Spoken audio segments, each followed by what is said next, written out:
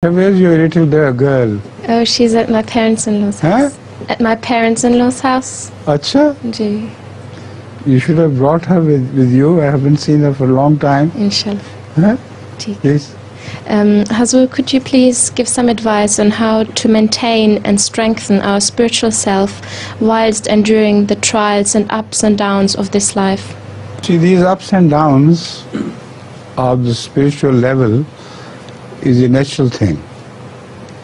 And it's impossible for you to maintain the same status and standard throughout your life.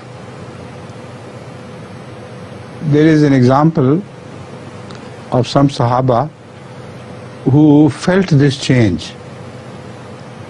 And one of them appeared to Hazrat sallallahu alaihi wasallam, before Hazrat sallallahu alaihi wasallam, and said, Ya Rasulullah, please pray for me, I am a munafiq.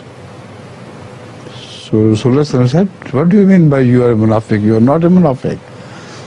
He said, you know, when I am with you or close to you, I feel so elated spiritually. And when I return and go away, I feel suddenly going down, climbing down in my spiritual level.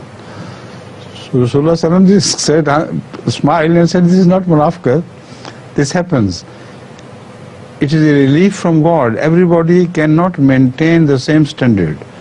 Moreover, when you are with me, your position is quite different.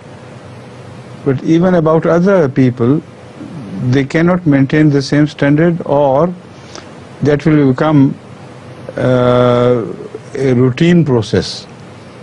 Ups and downs are a beauty in themselves. So pray to Allah that with every up and down, you rise higher and higher and higher. You know, some birds fly and come down and fly and come down, but every time they grow higher and higher and higher. So this is this life as well.